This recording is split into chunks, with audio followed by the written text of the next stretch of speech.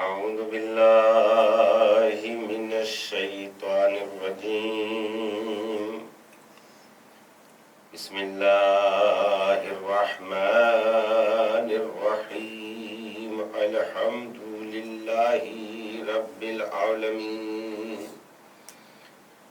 والصلاة والسلام على أشرف الأنبياء والمرسلين وخاتم النبيين مولانا مقتدانا وهادينا وسيدنا أبي القاسم محمد.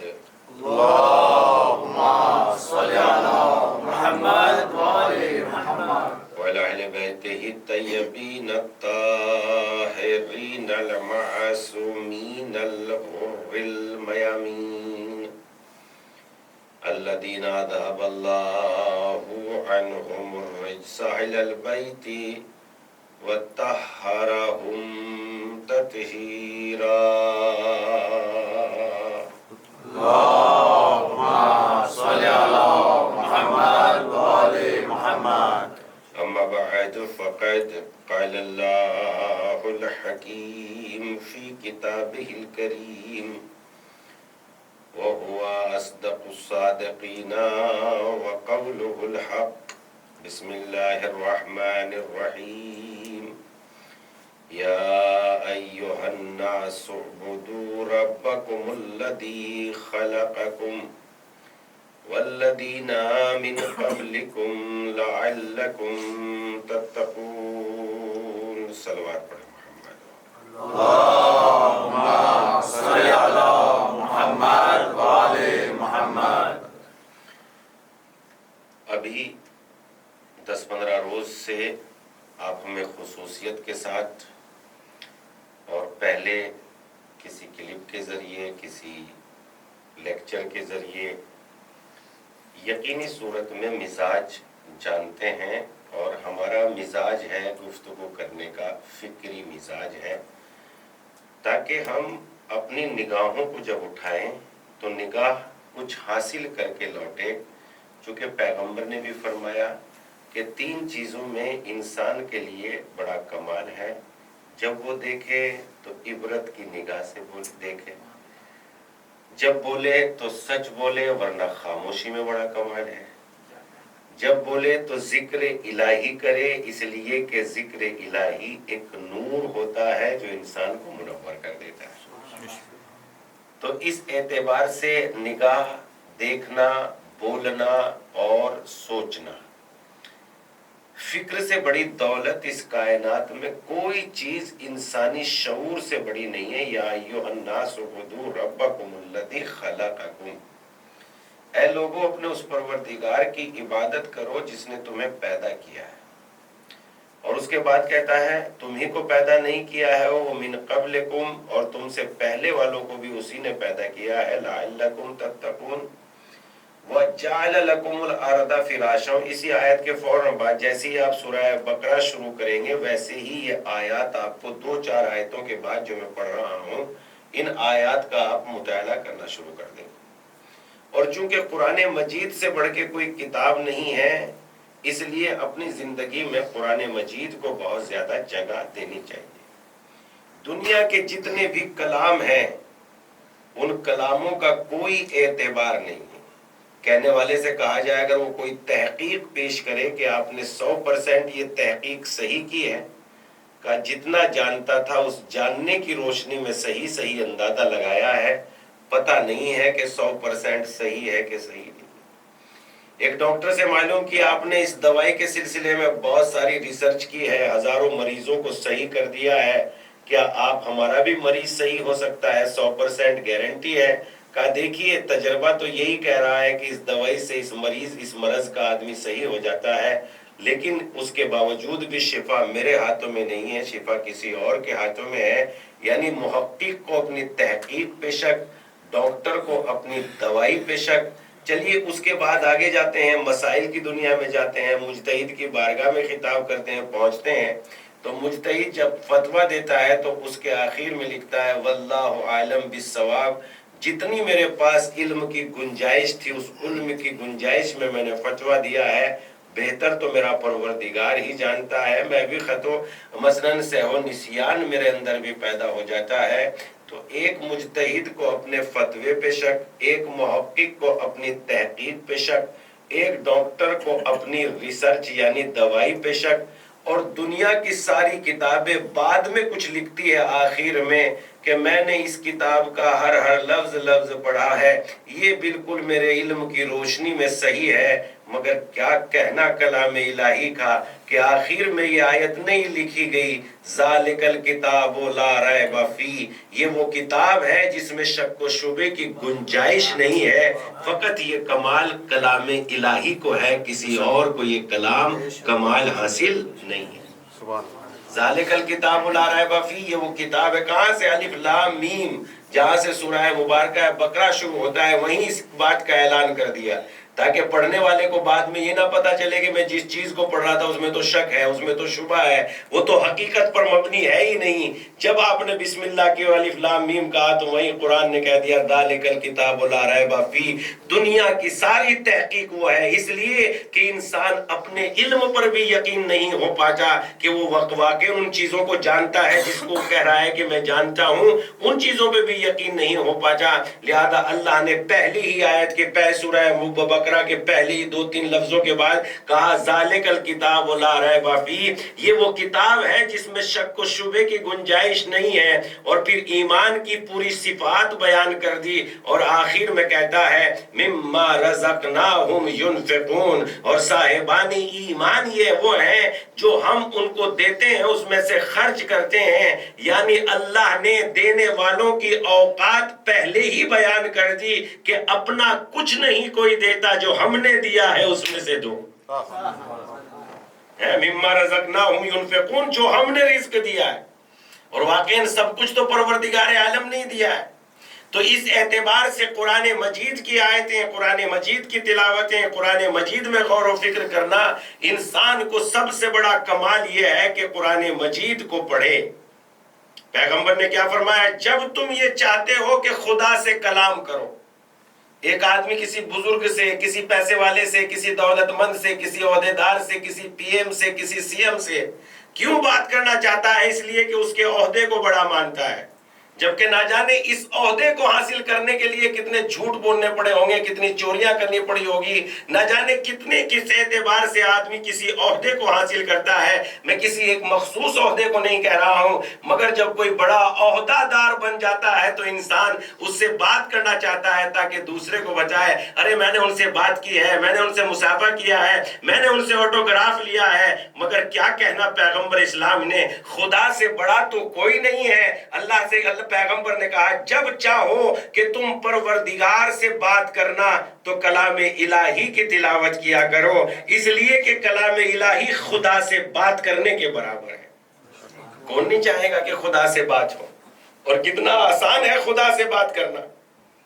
کلام الہی کی تلاوت کرو، قرآن مجید کی تلاوت کرو، اور قرآن مجید کی تلاوت اس لیے بسم اللہ الرحمن، یہ کوئی تلاوت نہیں ہے۔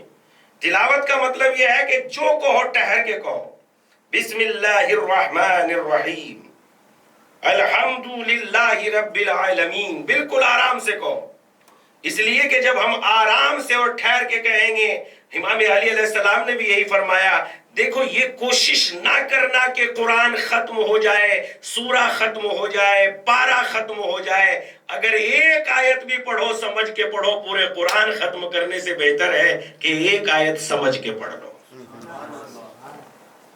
بھئی ہم نے سارا قرآن دورا دیا، مثلا سانس ہی نہیں لے پا رہے، سانس ہی نہیں پلٹ رہے، اور اس کے بعد جو ہے سمجھا ایک لفظ بھی نہیں، کیا بہتر نہیں ہے کہ صرف بسم اللہ پڑھتے اور بسم اللہ کو سمجھ لیتے؟ بسم اللہ الرحمن الرحیم، یعنی شروع کرتا ہوں اس اللہ کے نام سے جو رحمان و رحیم ہے، بس اس کو سمجھ لیتے، غور کر لیتے کہ وہ کیسا رحمان و رحیم ہے، وہ کیسا پالنہار ہے، وہ کیسا رب العالمین ہے۔ تو جب تک انسان ان باتوں پر غور نہیں کرے گا، خدا نے کیا کہا، یا ایھا الناس اعبدوا ربکم الذی خلقکم، اے لوگوں اپنے اس پروردگار کی عبادت کرو جس نے تمہیں پیدا کیا ہے۔ اور پھر اب نعمتوں کا سلسلہ شروع کرتا ہے اسی آیت کے فوراً بعد، وَجَعَلَ لَكُمُ الْأَرْضَ فِرَاشًا، وہ خدا وہ ہے جس نے تمہارے لیے زمین کا فرش بچھایا. اور یہ زمین کو فرش کیوں قرار دیا؟ امام جعفر صادق علیہ السلام سے معلوم کیا گیا اللہم صلی علی محمد و آل محمد. مولا پروردگار عالم نے قرآن مجید میں یہ کیوں کہا وَجَعَلَ لَكُمُ الْأَرْضَ فِرَاشًا، اس نے زمین کو تمہارے لیے فرش بنایا، بستر، نرم بستر، یعنی فرش کہتے ہیں عربی زبان میں نرم بستر کو.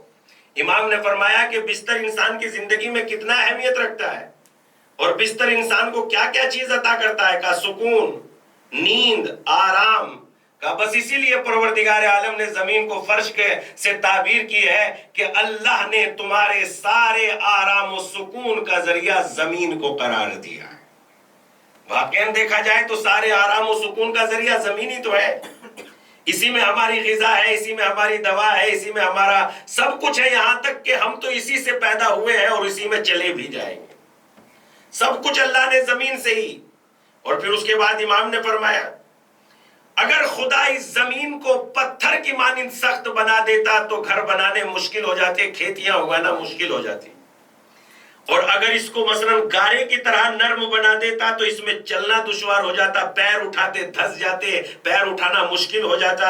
خداوند عالم نے نہ تو اس کو سخت بنایا کہ مکانات نہ بنا سکو، نہ اس کو نرم بنایا کہ اس میں جو ہے چل نہ سکو.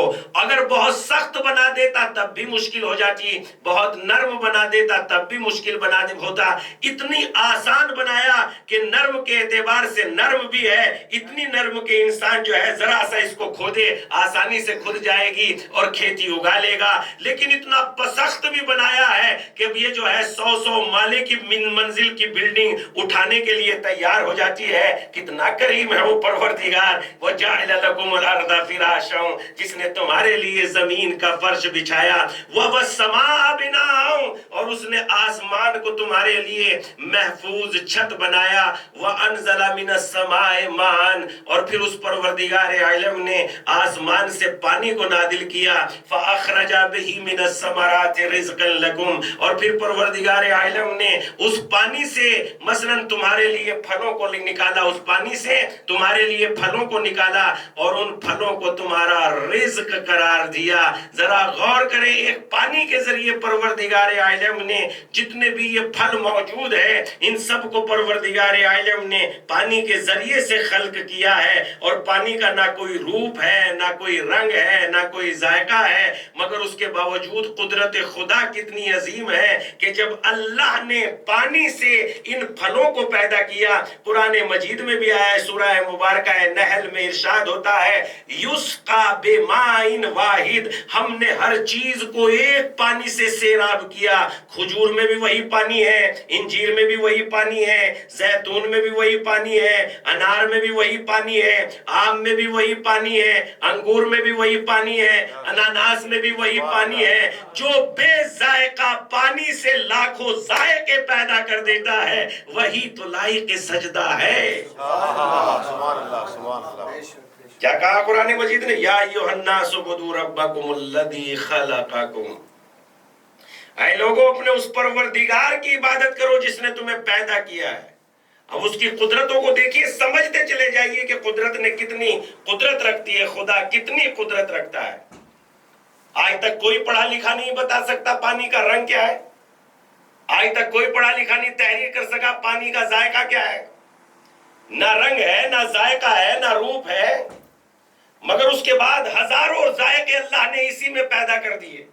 اور سب کے ذائقے ایک ہی پانی سے. سب آپ غور کر لیجئے، سب چیزوں کو اللہ نے ایک ہی پانی سے پیدا کیا ہے. اور جب اللہ نے سب چیزوں کو ایک ہی پانی سے پیدا کیا ہے، ان کے ذائقے، چنے کا ذائقہ الگ، دال کا ذائقہ الگ، سب کے ذائقوں کو پروردگار عالم نے الگ الگ. اور پھر اس کے بعد قدرت نے ان پھلوں کی تاثیر بھی الگ الگ لکھ دی. یہاں تک کہ جب نخیل یعنی اس کا کھجور کا جب ذکر کرتا ہے قرآن میں اللہ، تو کھجور کے سلسلے میں لکھتا ہے یعنی کھجور کے درخت کو اتنا قیمتی بنایا پروردگار عالم نے کہ اس کی کوئی بھی چیز فالتو نہیں ہے۔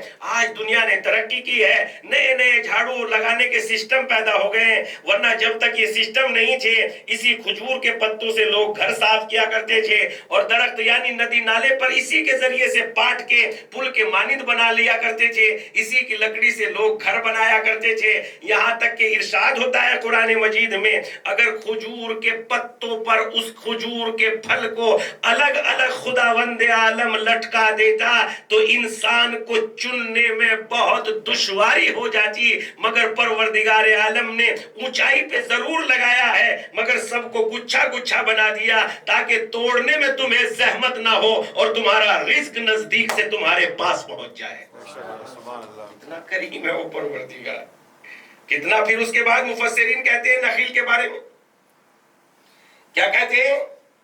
کھجور کے بارے میں مفسرین کہتے ہیں کہ جب یہ شروع میں چھوٹا سا دانہ نکلتا ہے، چھوٹا سا، تو اس کے اوپر قدرت ایک خول چڑھا دیتی ہے تاکہ یہ گرد و غبار سے خراب نہ ہونے پائے، اور اس کے بعد جب یہ خول یہ پورے کا پورا جب تیار ہو جاتا ہے تو اس خول کو پروردگار عالم اسی کے اوپر جب ہم کھاتے ہیں تو ایک باریک سی پپڑی ہمارے منہ پہ آتی ہے، وہ وہی خول ہوتا ہے جس میں پروردگار عالم اس محفوظ چیز کو بہت آسانی کے ساتھ پروان چڑھاتا ہے۔ پھر قرآن مجید میں ایک جگہ ارشاد ہوتا ہے، بہت توجہ سے سنیے گا خدا کی قسم، پھر بہت توجہ سے سنیے کہ قرآن مجید میں ارشاد ہوتا ہے اے لوگو تمہاری زندگی اسی کھیتی کے مانند ہے جس کو تم روز دیکھتے ہو، اسی کھیتی کے مانند ہے جس کو تم روز دیکھتے ہو۔ ایک دن جب بالکل معمولی سی ہوتی ہے تو کونپلے نکالتی ہے، سرسبز و شادابی اس کو گھیرتی چلی جاتی ہے، جوانی میں پروان چڑھ کے تمہاری نگاہوں کو لبھانے لگتی ہے اور تمہیں دکھائی دیتی ہے بڑی شاداب ہے، بڑی خوبصورت ہے، بڑی رنگین ہے، بڑی ہریالی ہے، اور تھوڑے ہی دنوں کے بعد ہم ایک مصفرہ ایک ہوا چلاتے ہیں، یہ لفظ استعمال ہوا مصفرہ، ہم اس کو ہوا چلاتے ہیں اور وہ ہوا ایسی ہوتی ہے جو دیکھتے ہی دیکھتے اس ہری بھری کھیتی کو مصفرہ یعنی زرد بنا دیتی ہے، پیلی بنا دیتی ہے۔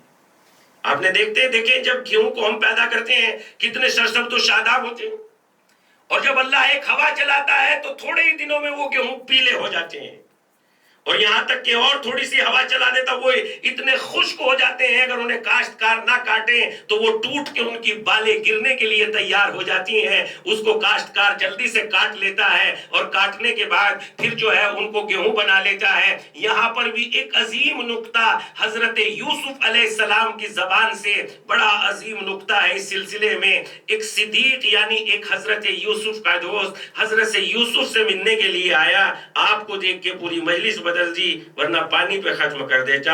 ایک صلوات پڑھ دے محمد و آل محمد پر۔ اللہم صلی علی محمد و آل محمد۔ تو اس اعتبار سے جو ہے اللہ نے کہا کہ تمہاری پوری زندگی جو ہے کھیتی کے مانند ہے۔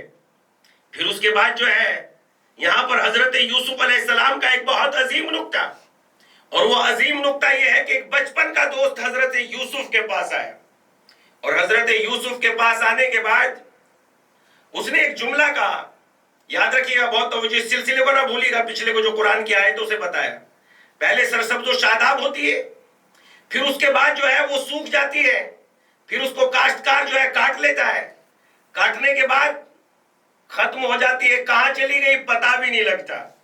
بس قرآن یہی کہتا ہے تمہاری زندگی بھی بس اسی طریقے سے ہے۔ ایک دن جو ہے بالکل بچے تھے سرسبز و شاداب، بڑھتے بڑھتے جوان ہو گئے، اور جوان ہونے کے بعد ایک دن وہ آیا کہ یہ جوانی ڈھلتے ڈھلتے بڑھاپے کی طرف چلی گئی، اور بس پھر جہاں سے خاک سے پیدا ہوئے تھے ویسے ہی خاک میں مل گئے ہو۔ لہذا عبرت کی نگاہ جو بالکل شروع میں کہا تھا، اگر نگاہوں میں عبرت ہے تو بہت بڑی بات ہے، اگر نگاہوں میں عبرت نہیں ہے تو پھر یہ ایک بیہودہ ہے، غفلت ہے اور کچھ نہیں۔ لہذا نگاہ عبرت کی نگاہ سے دیکھو کہ روزمرہ دیکھیے آپ، کھیتیاں پیدا ہوتی ہیں، ختم ہو جاتی ہیں، کمال ہو جاتی ہے، تمام ہو جاتی ہیں، تو اسی طریقے سے ہم پیدا ہوتے ہیں، جوان ہوتے ہیں، بوڑھے ہوتے ہیں اور ختم ہو جاتے ہیں۔ ختم تو سب کو ہونا ہے، لہذا باقی رہ جاتا ہے انسان کا وہ کام جو اس نے اپنی زندگی میں کیا ہے۔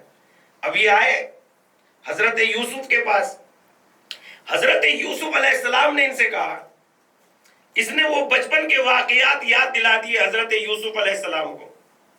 اے یوسف، جب تمہیں کنویں میں پھینکا گیا، قید خانے میں رہے اور تمہیں زندان میں کتنے سال زندگی گزارنا پڑی، اس وقت آپ کی حیثیت کیا تھی؟ تو جناب یوسف نے بہت معتبر سا جواب دیا، کہ وہی جو زنجیروں میں جکڑے ہوئے شیر کی کیفیت ہوتی ہے. شیر اگر زنجیروں میں جکڑ دیا جائے تو بھی بھاری رہتا ہے، روب رہتا ہے، اور لومڑی کو اگر خالی چھوڑ دیا جائے تو بے روب رہتی ہے. جبکہ وہ آزاد ہوتی ہے پھر بھی کوئی روب نہیں ہوتا، اور شیر زنجیروں میں گرفتار ہوتا ہے اس کے بعد بھی لوگوں پہ ہیبت ہوتی ہے، ہیبت. اور پھر اس کے بعد کہا، اگر قید خانہ سچائی کے بدلے ملا ہے تو عبادت پروردگار ہے، اگر ذلت کے بدلے ملا ہے تو گناہوں کا بوجھ اتارنے کے لیے بہترین ذریعہ ہے. قید خانہ کوئی بری چیز تھوڑی ہے. اگر مثلا قید خانے میں جانے کے بعد انسان اپنے جرم کی خطا گناہوں کو معاف کرنے کے لیے اپنی اصلاح کر لیتا ہے تو بہت زبردست ہے قید خانہ.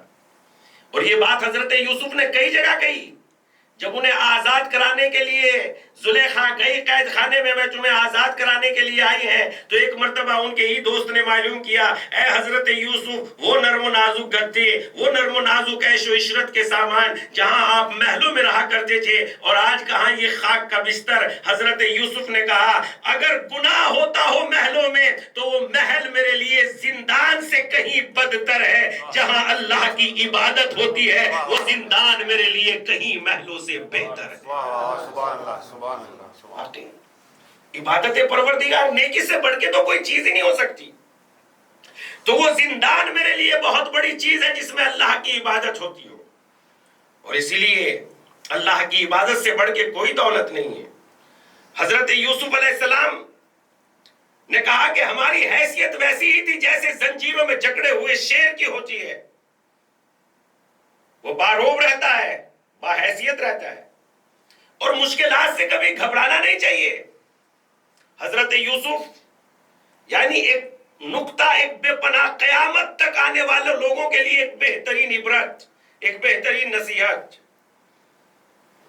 حضرت یوسف یعنی مشکلات اگر آئے ہیں تو زنجیروں میں جکڑیں گے، پریشان کریں گے، گردنیں ٹوٹے گی، ہاتھ کٹیں گے، کنویں میں گریں گے. زندگی اور موت کے ساتھ انسان کا مقابلہ ہوگا، مگر پھر بھی ہمت نہیں، ہارنا نہیں.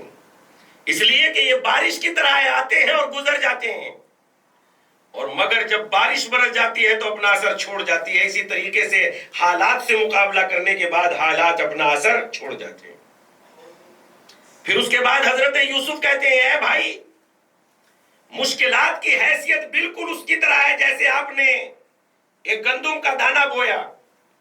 پہلی مصیبت تو اس پہ یہ آئی کہ زمین کے پتھر جیسے سینے کو پھاڑ کے بیچارے کو جو ہے باہر نکلنا پڑا. دوسری مصیبت یہ آئی کہ جب وہ پک گیا تو کاشتکار نے اسے کاٹا پیٹا. تیسری مصیبت یہ آئی کہ اس کو بہترین مشین میں جھگڑے دیے گئے اور پٹکا گیا، گیہوں الگ ہو گیا، بھوسا الگ ہو گیا.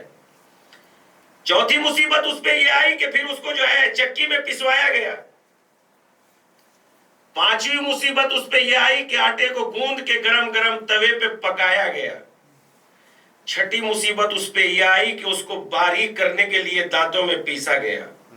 یہاں تک یہ مصیبتوں کو جھیلتا رہا، لیکن جیسے ہی یہ حلق سے نیچے اترا، یہی دانا جتنے اتنی مصیبت جھیلی تھی جب حلق سے نیچے اتر گیا تو خون بن گیا، بصارت بن گیا، سماعت بن گیا، روشنی بن گیا، دماغ بن گیا، ذہن بن گیا، عقل بن گیا، نور بن گیا، عبادت بن گیا، ذریعہ پروردگار کے لیے طاقت کا ایک سبب بن گیا. بس پتا چلتا ہے مصیبت سے ڈر کے بیٹھ جاؤ گے تو جو دانا زمین پہ گر کے خراب ہو جائے گا ویسے بن جاؤ گے، اور مصیبت سے ٹکرا جاؤ گے تو جب تک بدن میں خون بن کے زندہ رہے گا تب تک عبادت کا ذریعہ بنتا رہے گا. ایک صلوات پڑھ دیں محمد وآل محمد پر. اللہم صلی علی محمد وآل محمد. تو جب تک انسانی زندگی میں یہ کمال ہے کہ انسان مصیبتوں سے ٹکرائے، مشکلات مقابلے سے ٹکرائے، مقابلہ کرے، ہمت کریں. اس لیے کہ مشکلات جب جاتی ہیں تو کچھ نہ کچھ چھوڑ کے جاتی ہیں. مشکلات بدلے میں کچھ نہ کچھ نعمتیں چھوڑ کے جاتی ہیں. ایسا نہیں ہے کہ مشکلات آتی ہیں اور نعمتیں نہیں چھوڑ کے جاتی. مشکلات آتی ہیں تو نعمتیں چھوڑ کے جاتی ہیں. جتنے بھی مشکلات آپ کی زندگی میں آئے، جتنے بھی مشکلات آئے ہیں، بعد میں نعمتیں چھوڑ کے گئے ہیں، اور ایسی ایسی نعمتیں چھوڑ کے گئے ہیں. حضرت یوسف علیہ السلام کا مقابلہ مشکلات سے، اور جب مشکلات چلے جاتے ہیں تو بڑی سے بڑی نعمتیں چھوڑ کے جاتے ہیں. مثلا امام حسین پہ جو مشکلات تھے، آئے اور چھوڑ کے چلے گئے، لیکن اس کے بعد حسین کو زندگی کیسی مل گئی؟ دلوں میں ذکر امام حسین خدا کے نام کے ساتھ، عبادت پروردگار کے ساتھ ساتھ جب تک عبادت خدا ہوتی رہے گی تب تک امام حسین علیہ السلام کا نام زندہ اور پائندہ باد ہوتا رہے گا. کیونکہ جب تک مصیبتیں نہیں آئیں گی تب تک وہ اپنے بعد نعمتیں چھوڑ کے نہیں جائیں گی. تو دنیا میں دعا کرو کہ مشکلات آئیں، وہ مشکلات جن کا مقابلہ آسان ہو. اس لیے مشکلات میں ہی انسان کے جوہر کھلتے ہیں. اگر کوئی جنگ کے لیے للکارتا ہی نہیں تو آپ میں شجاعت کی ہمت ہے کہ نہیں ہے کیسے پتا چلے گا؟ اگر کبھی جو ہے بیٹے کے مرنے کا خوف دل میں پیدا ہی نہیں ہوا تو محبت کا لطف ہی کیسے آئے گا؟ اگر موت کا ڈر نہ ہوتا تو زندگی بے مزہ ہو جاتی. ایک صلوات پڑھ دے محمد و آل محمد پر. اللہم صلی علی محمد و آل محمد. اگر موت کا خوف نہ ہوتا تو زندگی بے لذت ہو جاتی. یہ موت کا خوف ہے جو زندگی کو بلذت بناتا ہے. تو اسی لیے مشکلات بھی انسانی زندگی میں ایک جوہر کو کھولتے ہیں، نکھارتے ہیں، تاکہ ہمارے اندر جو چھپے ہوئے گوہر ہیں وہ نکلیں. اور جب ہمارے اندر چھپے ہوئے گوہر نکلیں گے تو مشکلات کے بدلے میں پروردگار عالم بڑی سے بڑی نعمتیں عطا کرتا ہے. مگر یہ کہ مشکلات کو اس کی راہ میں جھیل لیں، مشکلات کو اس کی راہ میں قربان کر دیں، مشکلات کو اس کی راہ میں برداشت کر لیں، اور بس ہماری عبادت، ہماری غذا، ہمارا بیٹھنا، ہمارا اٹھنا، ہمارا بولنا، اس میں سب میں ہمارے تعلقات سب میں خدا آ جائے. انشاءاللہ تعالی بڑی آسانیاں پیدا ہوگی. سب میں دعا سلام میں بھی خدا آ جائے، بات چیت میں بھی امام خدا آ جائے، تعلقات میں بھی خدا آ جائے. بس ہمارے لیے یہ بات ثابت ہو کہ ہم رضائے الہی کے لیے نوکری کر رہے ہیں، بچوں کو پالنے کے لیے. اس سے بڑا جہاد تو کچھ بھی نہیں. رزق حلال کما رہے ہیں اپنے بیوی بچوں کو خوش کرنے کے لیے، اس سے بڑی دولت بھی کچھ نہیں. پردیش میں انسان جو ہے زحمتیں کاٹ رہا ہے تاکہ بچوں کی کفالت کر سکوں. ہر چیز عبادت ہے، ہر چیز عبادت ہے خدا کی قسم.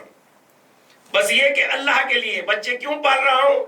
تاکہ عبادت پروردگار کریں، تاکہ لا الہ الا اللہ کہیں، تاکہ محمد رسول اللہ کا اقرار کریں، تاکہ عبادت کریں. عبادت میں سب چیز آ جاتی ہے.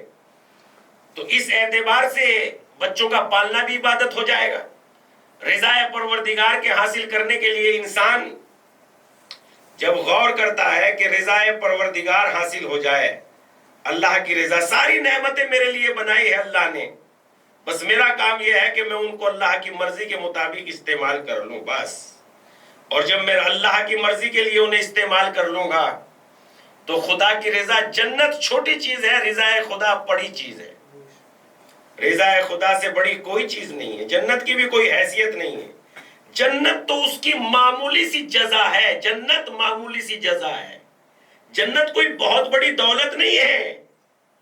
آپ یہ نہ کہ میں کہہ رہا ہوں اے صاحبان ایمان، اے لوگوں، تمہارے نفس کی کم سے کم قیمت جنت ہے، اس سے کم پہ اپنے آپ کو نہ بیچنا. یہ نہج البلاغہ میں امام نے فرمایا تمہارے نفسوں کی کم سے کم قیمت جنت ہے. جب کم سے کم قیمت جنت ہے تو زیادہ سے زیادہ کیا ہوگی مجھے نہیں پتا، مگر امام کا قول یہی ہے. زیادہ سے زیادہ کیا؟ اس کا مطلب یہ ہے کہ جنت سے بھی بڑی جزا ہے پروردگار عالم کے پاس. یقیناً ہے. تبھی تو امام نے فرمایا تمہارے نفسوں کی کم سے کم قیمت جزا، تمہارے نفسوں کی قیمت، کم سے کم قیمت جنت ہے. اور پھر اگر جزا بڑی نہ ہوتی تو امام کہتے پروردگارہ میں تو تیری عبادت جنت کے لیے کر رہا ہوں، بلکہ امام کا وہ قول ساری باتوں پہ بھاری ہو جاتا ہے، نہ میں جہنم کے خوف سے عبادت کرتا ہوں، نہ میں جنت کے شوق میں عبادت کرتا ہوں، میں نے تو تجھے لائق عبادت پایا تو تیرے سامنے سر جھکایا۔ یہ سب سے بڑی دولت ہے انسان کے لیے، اس کے پاس نہ جانے کیا خزانے۔ قرآن مجید میں ہے کہ تمہیں ایسی ایسی جزائیں دے گا خدا، نہ کسی آنکھ نے دیکھی ہے، نہ کسی ذہن نے سوچی ہے، بالکل ڈھکی چھپی ہے، اور ایسی ایسی باتیں قرآن مجید سورہ مبارکہ رحمان میں، سورہ مبارکہ واقعہ میں، آپ واقعہ سورہ مبارکہ واقعہ کو پڑھیے، بے پناہ اللہ کی نعمتوں کا ذکر ہوتا ہے، بے پناہ۔ تو رضا خدا، نعمت خدا، رضا خدا، جو نعمت ہمیں پروردگار عالم نے دی ہے وہ رضا خدا کے لیے استعمال ہو جائے۔ اور یہ سلیقہ بھی ہمیں امام حسین نہیں دیا، بیٹا قربان ہوا، عملی طور پر امام حسین نے کیا فرمایا، جس نے تجھے پا لیا اس نے کیا کھویا۔ یہ امام حسین علیہ السلام نے ایک جگہ زبان سے ضرور فرمایا ہے، مگر عملی اعتبار سے امام حسین نے ہر جگہ یہی فرمایا، جس نے تجھے کھو دیا اس نے کیا پایا، اور جس نے تجھے پا لیا اس نے کیا کھویا۔ اگر یہ بات نہ ہوتی تو اکبر کے شہید ہونے پہ تھوڑا تو اعتراض کرتے، مالک میرا اتنا خوبصورت بیٹا مارا گیا، مگر وہی سجدے میں سر رکھ کے کہہ رہے ہیں جس نے تجھے کھو دیا اس نے کیا پایا، اور جس نے تجھے پا لیا اس نے کیا کھویا۔ اس لیے کہ رضا پروردگار، اور جب رضا پروردگار بندے کو حاصل ہو جاتی ہے، اللہ اکبر، چونکہ جب رضا سے بڑی کوئی دولت نہیں ہے، ہر چیز کو اللہ کے لیے پسند کرو، ہر چیز کو۔ محمود ایک بادشاہ تھا، بہت ہوشیار بادشاہ تھا، اس کے دربار میں ایک وزیر رہا کرتا تھا جس کا نام تھا ایاز۔ ایاز بھی بہت ہوشیار تھا، ایاز میں بڑی بڑی خوبیاں تھی، بے پناہ خوبیاں تھی ایاز میں، اور جب ایاز میں خوبیاں تھی بے پناہ تو بادشاہ جو ہے محمود اس کو بہت اپنے آپ سے نزدیک رکھتے تھے ایاز کو۔ لوگ جو کہ خوبیوں کو دیکھ کے جن کو خوبیاں حاصل کرنا نہیں آتی وہ خوبیوں سے جلنے لگتے ہیں۔ لوگوں کا کمال یہ ہوتا ہے، یا یہ کہیے نقص یہ ہوتا ہے کہ خوبیوں سے جلتے ہیں، خوبیوں کو حاصل کرنے کے لیے جو ہے محنت نہیں کرتے، جبکہ ہونا یہ چاہیے تھا کہ خوبیوں کو حاصل کرنے کے لیے محنت کرتے ہیں۔ دوسرے کو گھسیٹ کے اپنی صفوں میں نہیں لانا چاہیے، بلکہ اپنے کردار کو اٹھا کے اس کی برابر لے جانا چاہیے۔ اسی لیے تو پیغمبر کی سیرت ہے ہمارے سامنے، علی کی سیرت ہے، امام حسین کی سیرت ہے، امام حسن کی سیرت ہے۔ یہ نہیں ہے کہ ہم ان کو گھسیٹ کے اپنی صفوں میں لے آئے، بلکہ اپنے کردار کو اٹھا کے ان کے نقش قدم پر چل کے سلمان بن جائے، بوذر بن جائے، قمبر بن جائے۔ ایک صلوات پڑھ دے محمد و آل محمد پر۔ اللہم صلی علی محمد و آل محمد۔ دنیا کی ساری تباہی یہی ہے کہ ہم ان کی برابر میں نہیں آنا چاہتے، ان کی سیرت پہ عمل نہیں کرنا چاہتے، ان میں نقص پیدا کرتے ہیں، ان میں عیب پیدا کرتے ہیں، ان میں مثلا نقص نکالتے ہیں۔ نہیں، آزاد انسان کا طریقہ یہ ہوتا ہے کہ وہ اپنی کمیوں کو ڈھونڈتا ہے اور دوسرے کے کمال کو سلام کرتا ہے۔ آزاد انسان، غلام انسان یہ ہے کہ دوسروں کی خوبیوں کو چھپاتا ہے اور اپنے عیبوں کو جو ہے پردے میں ڈال دیتا ہے، اور دوسرے کی خوبیوں کو چھپاتا ہے اور اپنی خوبیوں کو بیان کرتا ہے، جبکہ وہ خوبی نہیں ہوتی، ایک ڈھونگ ہوتا ہے، ایک غلطی ہوتی ہے۔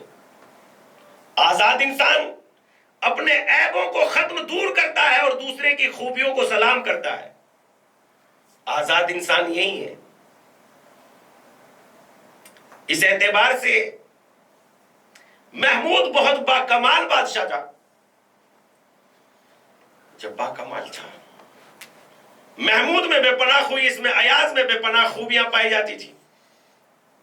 انہی خوبیوں کی بنیاد پر محمود ایاز کو بہت چاہتا تھا۔ لوگ شکایت کرتے تھے، ایاز ایسا ہے، ایاز ویسا ہے، ایاز ایسا ہے، ایاز ویسا ہے، اور آپ ایاز کو اتنا بڑھاوا کیوں دے رہے ہیں؟ آپ ایاز کو اپنی برابر میں بٹھاتے ہیں، مشورے لیتے ہیں۔ بادشاہ نے بھی چاہا کہ لوگوں کو بتا دیا جائے کہ ایاز اس قابل ہے کہ اس سے محبت کی جائے۔ امام حسین علیہ السلام اللہ کی جانب سے، فقط اللہ کی جانب سے اس لائق نہیں ہے کہ اللہ کے فرمان کے مطابق ان سے محبت کی جائے، بلکہ امام حسین نے خود اپنے اندر وہ خوبیاں پیدا کی ہیں جن کی بنیاد پر اللہ نے کہا ان سے محبت کی جائے۔ ہم یہ سمجھتے ہیں خداوند عالم نے بس کہہ دیا، نہیں، ایسی بات نہیں۔ اگر ایک پی ایم سی ایم مجھے جو ہے نوکری دے دے بغیر قابلیت کے تو اس میں میرا کیا کمال ہے؟ میرا کمال تو تب ہے کہ جب اس عہدے تک اپنی قابلیتوں کے ذریعے پہنچوں۔ تو خداوند عالم نے اگر فقط خدا نے ہی کمالات دے دیے ہیں، امام حسین کا کوئی رول نہیں ہے، تو یہ بات نہیں ہو سکتی۔ امام اللہ نے کمال دیے ہیں، امام حسین نے ان کمال کو محفوظ رکھا ہے، تبھی اللہ نے کہا ان سے محبت کی جائے، ہے کہ نہیں؟ تو ان کمالات کو، تو محمود کے یہاں جو خوبیاں تھی، ایاز کے یہاں جو خوبیاں تھی، ان کے پروان چڑھایا۔ اللہ نے صلاحیت تو سب میں دی ہے، کون ایسا ہے جس میں صلاحیت نہیں دی؟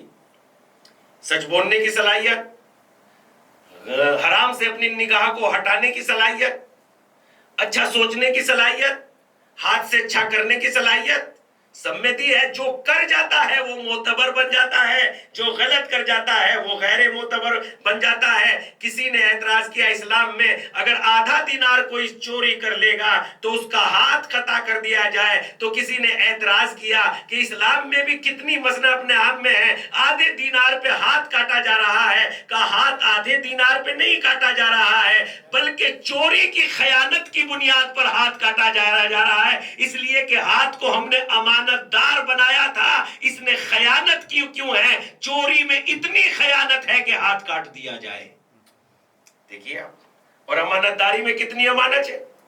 اگر ایک ہاتھ آدمی کا کاٹ دیا جائے تو اس کے لیے دیت واجب ہو جاتی ہے، خون بہا واجب ہو جاتا ہے کہ اس کا بدلہ دیا جائے، اس کا خون بہا۔ تو جہاں شریعت کے اعتبار سے قانون پہچانی۔ اس کے بعد محمود میں یہ، ایاز میں یہ خوبیاں تھی کہ وہ اپنے اعتبار سے جو ہے بہت خوبیوں کا مالک تھا۔ بادشاہ نے چاہا کہ اس کی ان خوبیوں کو بیان کر دیا جائے۔ ایک روز بادشاہ نے جو ہے خازن سے کہا، جو خزانے دار ہوتا ہے، اس سے کہا کہ بھائی اعلان کر دو کہ ہم فلاں جگہ پر اتنے دنوں کے بعد، 1 مہینے کے بعد، 10 دن کے بعد فلاں جگہ پر گھومنے جائیں گے، ٹہلنے جائیں گے، کھانا وانا سب حکومت کی طرف سے ہوگا۔ اعلان ہو گیا، لوگ تیار ہو گئے، کچھ گھوڑوں پہ سوار تھے، کچھ اونٹوں پہ سوار تھے۔ محمود نے اپنے خزانے دار سے کہا ہاتھی کی پشت پر ایک موتیوں سے بھرا ہوا ایک صندوق رکھ دو۔ اور جب ہاتھی کی پشت پہ موتیوں سے بھرا ہوا ایک صندوق رکھ دیا گیا، بادشاہ نے اسے ترتیب دیا کہ جب یہ صندوق، جب یہ ہاتھی جو ہے پہاڑ کی پشت پر ایسے یوں چلا جائے، ہوتا ہے نا یوں جھکا ہوتا ہے جب اوپر چڑھتے ہیں، جب اس جگہ پر یہ آ جائے اور یہاں جو ہے ہاتھی کا تھوڑا حصہ نیچے کی جانب ہو اور اگلے پیر جو ہے اوپر کی جانب ہو، تم اس موتیوں سے بھرے ہوئے صندوق کو نیچے گرا دینا، ایسا ہو کہ ایسا لگے گر گیا، ایسا نہ لگے کہ گرا دیا گیا ہے۔ جیسے ہی یہ معاملہ یہاں پہ پہنچا، جب یہ لشکر، جب یہ قافلہ یہاں پہنچا، ویسے ہی جو ہے خزانے دار نے موتیوں سے بھرا ہوا قیمتی وہ صندوق، سفید موتیوں سے بھرا ہوا، پہاڑ کی بلندی پر جانے کے بعد اس کو گرا دیا۔ جب صندوق اوپر سے گرتا ہے، اس کا دروازہ ٹوٹ جاتا ہے اور موتی ادھر ادھر بکھر جاتے ہیں، پہاڑوں میں نیچے اتر جاتے ہیں، کوئی ادھر بکھرا کوئی ادھر بکھرا۔ ایسے قیمتی موتی تھے، اگر ایک کسی کے ہاتھ آ جائے تو زندگی کے وارے کے نیارے ہو جائے۔ ایسے قیمتی موتیوں کے پیچھے کون نہیں بھاگے گا؟ سب بھاگنے لگیں گے۔ ارے رسول اللہ اکیلے کھڑے رہ گئے تھے نماز میں، سب چلے گئے تھے، اس ملا کی تو بات بھی کچھ نہیں ہے، تو مجھے کون دیکھے گا، ہے کہ نہیں ہے؟ تو رسول اللہ کو اکیلے کو چھوڑ دیا گیا تھا۔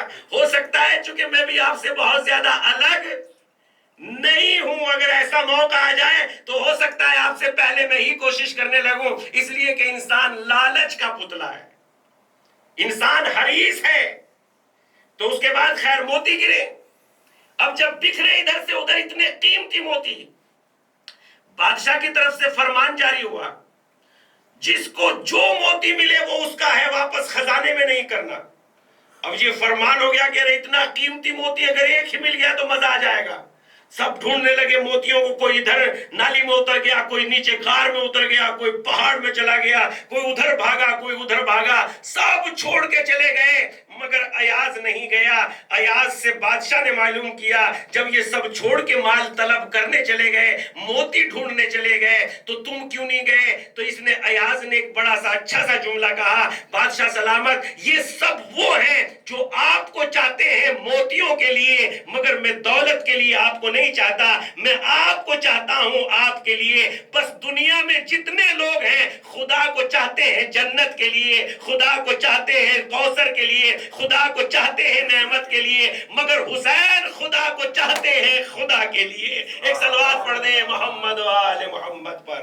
اللہم صلی علی محمد و آل محمد۔ سب ہم جتنے بھی ہمیں سب کے سب ہمارا اتنا ہی ہے، بس اس سے زیادہ نہیں۔ وہ بھی اگر امام حسین کے صدقے میں مل جائے واقعی جنت تو کیا خوب ہے، مگر ہم سب وہ ہیں جو اللہ کو چاہتے ہیں نعمتوں کے لیے۔ خدایا بیٹا دے دے،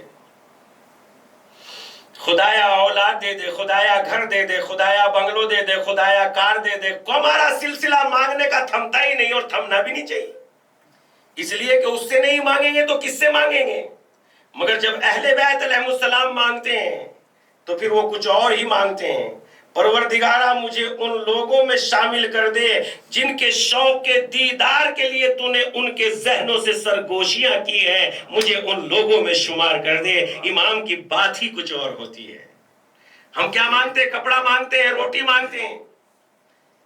تو امام جب مانگتے ہیں تو بڑی بات، میرے مالک میرے ان گناہوں کو، دعائے کمیل پڑھ کے دیکھیے، میرے مالک میرے ان گناہوں کو بخش دے جن کی وجہ سے رشتے ٹوٹ جاتے ہیں، میرے مالک میری ان خطاؤں کو بخش دے جن کی بنیاد پر دعائیں قبول نہیں ہوتی۔ تو جب مالک سے مانگتا ہے تو امام جب مالک سے مانگتے ہیں تو کچھ اور ہی مانگتے ہیں، اور ان کے مانگنے میں بڑی عظیم باتیں ہوتی ہیں۔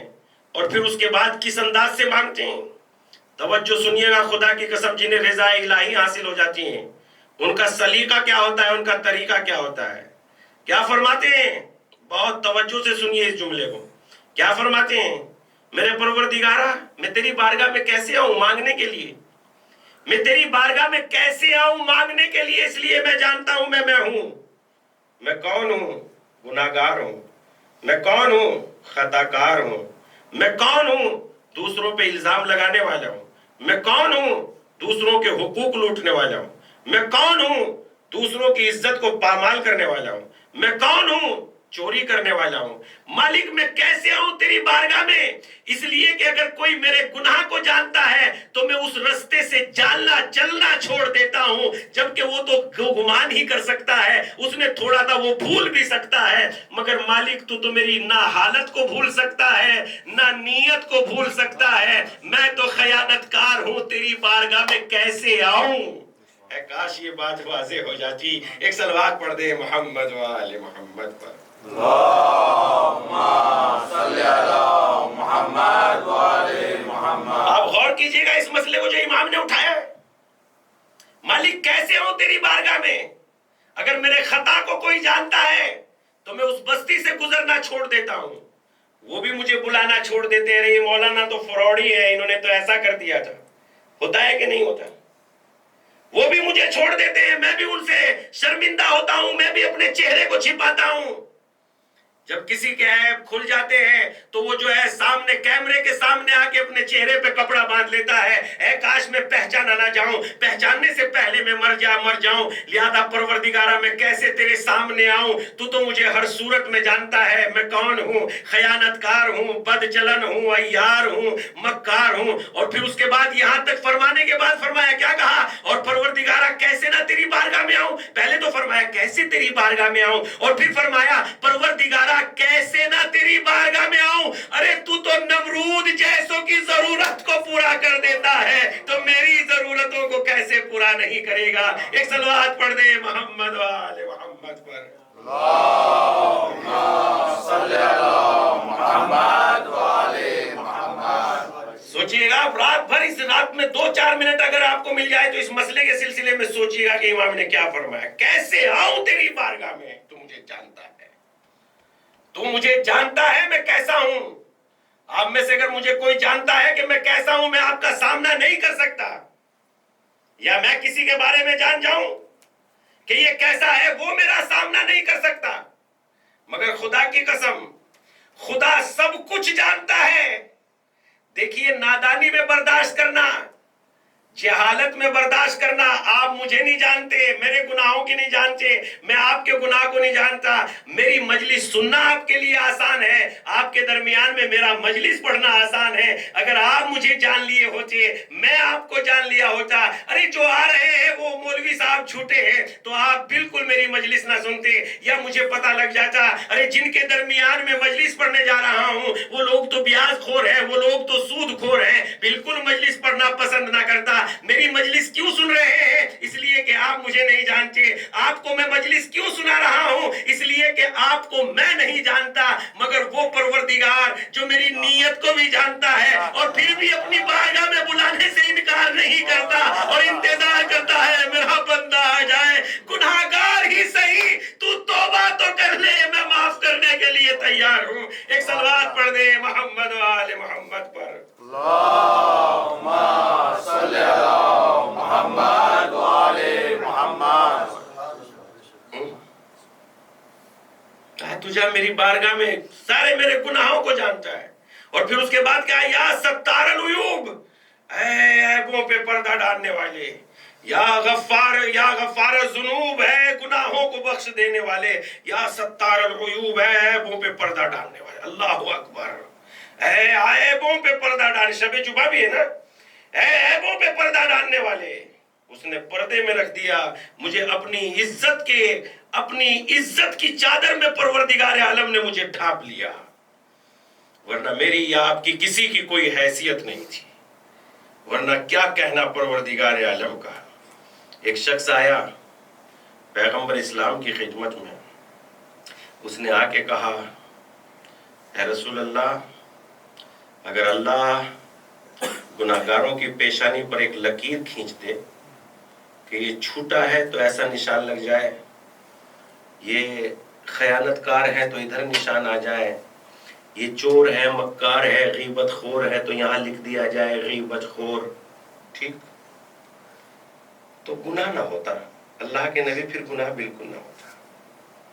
جواب سنیے رسالت میں آپ کا اس صورت میں تو گناہگار لوگوں کے درمیان پہچان لیا جاتا کہ یہ گناہگار ہے، کہا رسول اللہ پہچان لیا جاتا، اور جب پہچان لیا جاتا تو انسان انسانوں کے درمیان میں ذلیل ہو جاتا، ہاں رسول اللہ ذلیل ہو جاتا۔ کہا سن، خدا اپنے گناہگار بندے کو تو برداشت کر سکتا ہے، مگر اس کا بندہ بندوں کے درمیان ذلیل ہو جائے خدا کی برداشت نہیں کر سکتا۔ کیا کہنا، سبحان اللہ۔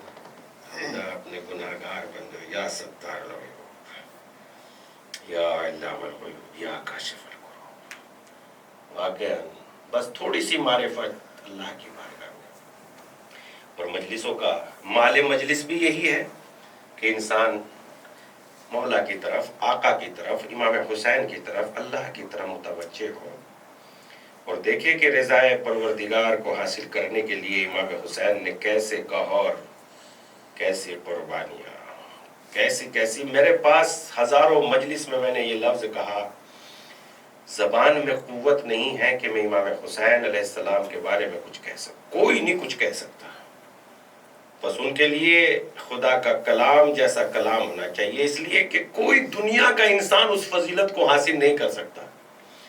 کوئی ہے، دیکھیے روز عاشور بھی آپ نے یہ فقرے سنے ہوں گے، روز عاشور بھی آپ نے یہ باتیں شاید سنی ہوں گی کہ جب روز عاشور آیا اور سب کے سب شہید ہو گئے، آج 20ویں کی شب ہے، جب سب کے سب شہید ہو گئے، جب روز عاشور آیا سب کے سب شہید ہو گئے اور کوئی باقی نہ رہا امام حسین علیہ السلام مردوں میں سوائے سید سجاد کے، بیمار کربلا کے، اور چھوٹے چھوٹے بچے، بس اس سے زیادہ کوئی مردوں میں باقی نہیں تھا، اور امام حسین علیہ السلام نے اب طریقہ کار دیکھیے امام حسین علیہ السلام کا، یہ وہ شخصیت ہے جس کے لیے فاطمہ نے اپنا مزار چھوڑ دیا، مدینے میں نہ رہ سکی نبی کی بیٹی، امام حسین علیہ السلام کے ساتھ ساتھ تھی نبی کی بیٹی، امام حسین علیہ السلام کے ساتھ تھی جناب سیدہ۔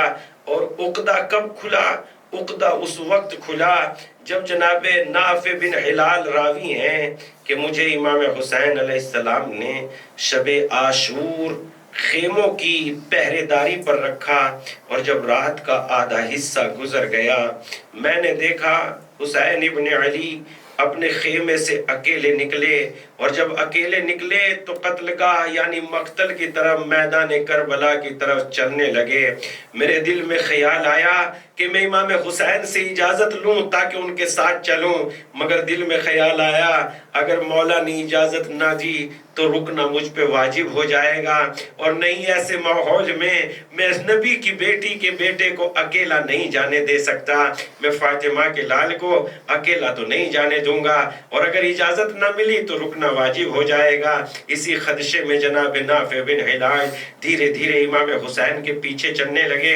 مرتبہ جناب امام حسین کو آہٹ محسوس ہوئی، مڑ کے دیکھا نافع بن ہلال تم ہو؟ ہاں آقا میں ہوں، آؤ اگر آ ہی گئے ہو تو آؤ میرے ساتھ آ جاؤ، اور سب کا مقتل دکھاتے ہیں، سب کی قتل گاہ دکھاتے ہیں۔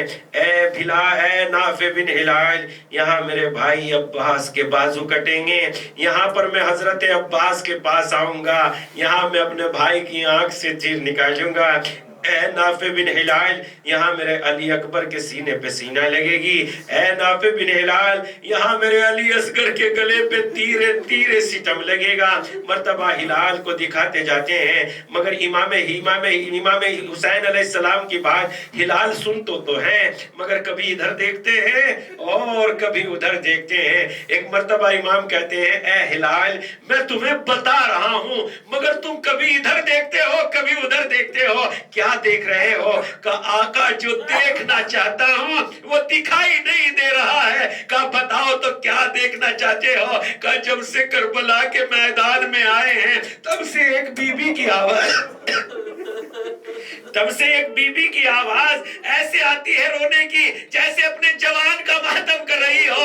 ارے بہن آتے ہیں، ہاں ہلال ارے تم نے سچ سنا، وہ میری ماں جناب فاطمہ ہے جو میرے غم میں آنسو بہا رہی ہے۔ کتنا عظیم قیمتی گوہر، ارے سیدہ نے مرکز کو چھوڑ دیا امام حسین کے ساتھ، مگر آج وہی حسین میدان کربلا میں جب سب شہید ہو گئے، میں کیوں کہتا ہوں کہ امام حسین کے فضائل بیان نہیں کر سکتے، اس لیے کہ ہم میں کوئی بھی ایسا نہیں ہے۔ جب سب شہید ہو گئے تو امام حسین ناکے پہ سوار ہوئے، اونٹ پہ سوار ہوئے، اس لیے کہ اونٹ شانتی کا، امن کا جانور ہے، اس پر کوئی شک نہیں کرے گا کہ امام حسین جنگ کے لیے آ رہے ہیں، اس لیے کہ اونٹ پہ کوئی جنگ نہیں کرتا، سب جنگ گھوڑے پہ کرتے ہیں۔ امام حسین اونٹ کی پشت پہ کھڑے ہوئے، خطبہ دیا اونٹ کی پشت پہ بیٹھ کے، اور ایک مرتبہ کہتے ہیں اے ظالموں تم نے میرے علی اکبر کو مار ڈالا، آؤ دین کی طرف آ جاؤ، آؤ امامت کی طرف آ جاؤ، آؤ حسین کی طرف آ جاؤ۔ ارے میں علی اکبر کا تم نے قتل کیا میں معاف کر دوں گا، تم نے علی اصغر کو قتل کیا میں معاف کر دوں گا، مگر دین کی طرف آ جاؤ۔ مگر ان ظالموں نے پتھر پھینکے، ارے بھالے پھینکے، اب امام حسین گھوڑے کی پشت پہ سوار ہوئے۔ حسین نے جان لیا اب ان سے جنگ کرنا واجب ہو گئی ہے، اب جو تلوار نکلتی ہے، ارے فوجوں کے سر ٹکراتے تھے، حسین کی بہادری یاد آ گئی، علی کی جنگ یاد آ گئی۔ یا علی آپ سے بڑی جنگ نہیں کی ہے حسین نے، مگر آپ نے جنگ اس وقت کی تھی جب رسول اللہ کہہ رہے تھے یا علی سبحان اللہ، مگر حسین اس وقت جنگ کر رہے ہیں۔ ایک طرف علی اکبر کا لاشا، ارے دوسری طرف جناب علی اصغر کی میت، حسین کا کلیجہ تو دیکھیے۔ مگر حسین آگے بڑھتے جاتے ہیں، اور جب آگے بڑھتے چلے جاتے ہیں مرتبہ امام حسین آواز دیتے ہیں اکبر اپنے بابا کی جنگ نہ دیکھیے گا، اے بھیا عباس ارے کیا اپنے آقا کو داد شجاعت نہ دیجیے گا۔ ارے اسی اثنا میں ایک ظالم بھالے کا نشانہ لگائے ہوئے کہیں چھپ کے کھڑا رہتا ہے، بھالا حسین کی طرف رہا کرتا ہے، حسین کے پہلو میں بھالا لگ جاتا ہے۔ مرتبہ حسین زمین پر آتے ہیں، نہ زین پر ہے نہ زمین پر ہے، اب ذوالجناح کیا کرے، تیر برسا رہے ہیں، گھوڑے نے چاروں طرف حسین کے چکر کاٹنا شروع کر دیا تاکہ تیر اپنے بدن پہ لے لے. اور ایک مرتبہ شمر نابکار آگے بڑھا. امام حسین سجدے میں سر رکھتے تھے, خود خنجر سے حسین کو قتل کیا. ذوالجلال نے اپنی پیشانی کو خون حسین میں رنگا. ارے آواز کربلا میدان کربلا میں گونجی, الا قتل الحسین بکربلا, الا ذبح الحسین بکربلا. حسین کربلا میں قتل کر دیے گئے, حسین کربلا میں ذبح کر دیے گئے. الا لعنت اللہ علی قوم الظالمین وسيعلم الذين ظلموا أي منقلب ينقلبون. پروردگارا تجھے واسطہ محمد والے محمد کا, ہمیں اپنی معرفت کی توفیق عنایت فرما. پروردگارا ہمیں امام حسین کی معرفت کی توفیق عطا فرما. پروردگارا ہمیں دین سمجھنے اور اس پر عمل کرنے کی سعادت عطا فرما. پروردگارا جو فضیلت تیری طرف سے ہمیں ملی ہے ان کا تو احسان اور شکریہ بھی ادا نہیں کر سکتے, مگر پروردگارا ان فضیلتوں کو باقی رکھنے کی توفیق اور شعور عنایت فرما. پروردگارا تجھے واسطہ محمد والے محمد کا بے گھروں کو گھر عطا فرما. پروردگارا بیماروں کو صحت کامل عطا فرما. بے اولادوں کو اولاد عطا فرما. بے روزگاروں کو روزگار عطا فرما. بے پڑھے لکھوں کو علم عطا فرما. پروردگارا تجھے واسطہ محمد و آل محمد کا آقا کے ظہور میں تاجیل فرما. ہمیں ان کے آوان و انصار میں شمار فرما. ربنا تقبل منا